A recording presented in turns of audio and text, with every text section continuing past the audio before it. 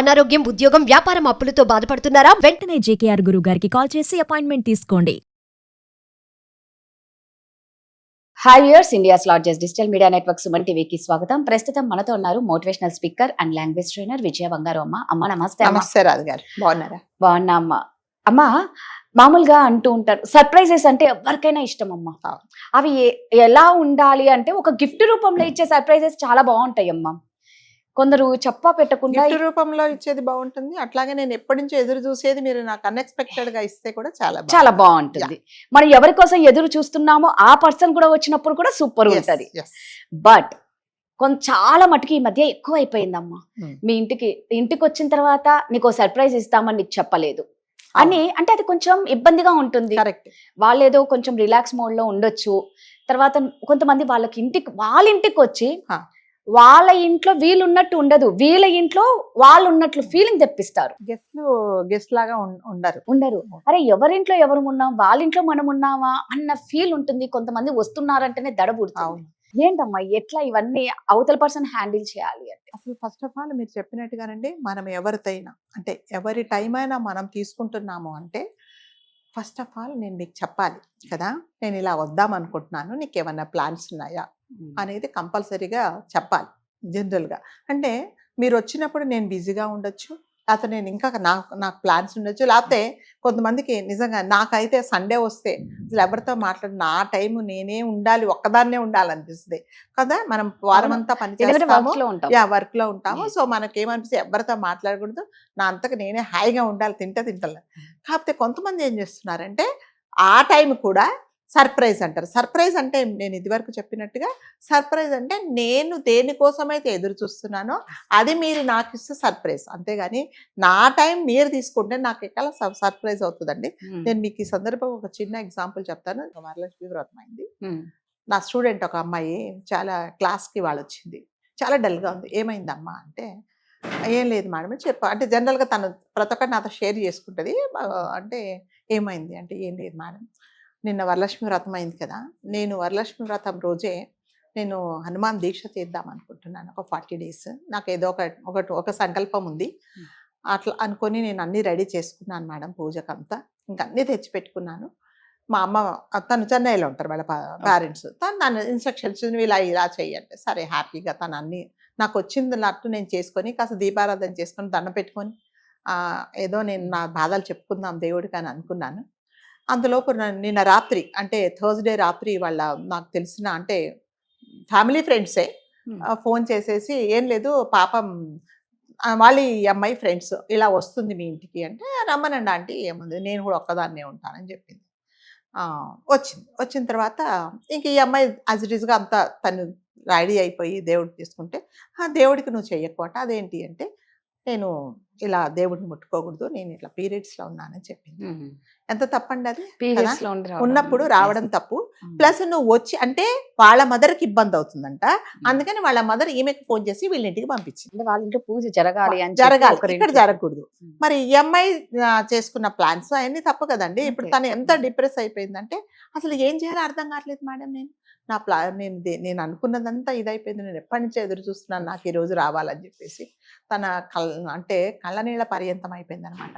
నేనేం చెప్పలేను మేడం, ఇప్పుడు వచ్చింది ఇల్లంతా ఎలా అంటే అలా తిరిగేస్తున్నది అంటే మళ్ళీ మీరు కొంతమంది అంటారు అంటే ఇలా ఉంటే ఇంకా ఈ చాదస్థల పక్కన కూర్చోవాలంటే కూర్చోద్దండి, ఎవరు పక్కన కూర్చోద్దు. ఇప్పుడు అది ఎవరు పాటించట్లేదు.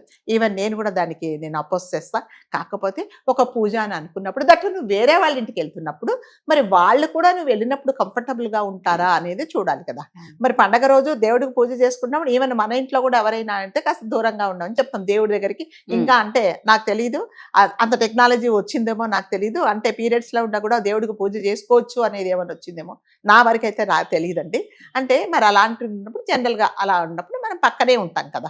అలాంటి లేకుండా ఈ అమ్మాయిని ఇబ్బంది పెట్టింది అనమాట. అంటే కొంతమంది ఇప్పుడు ఎవరు తను కంఫర్టబుల్ ఉంది, తను చక్కగా ఇల్లంతా తిరిగేస్తున్నది.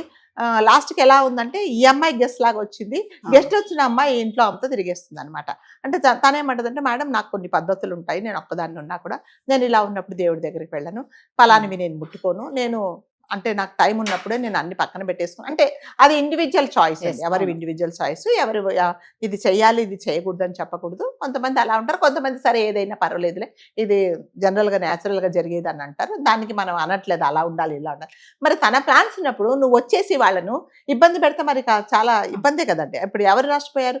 తను కంఫర్టబుల్ ఉంది, ఈ అమ్మాయి ఎంత అన్కంఫర్టబుల్ ఉంది, మళ్ళీ వస్తుందా, మళ్ళీ నేను ఈ రోజు అనుకున్న ప్లాన్ అయితే నేను చేసుకోలేను మేడం అని చెప్పే కదా. అంటే నేనేమన్నానంటే, ఎవరైనా మనం ఎవరింటికైనా వెళ్తున్నప్పుడు, ఒక అతిథిగా వెళ్తున్నప్పుడు ఒక గెస్ట్ లాగానే ఉండాలండి.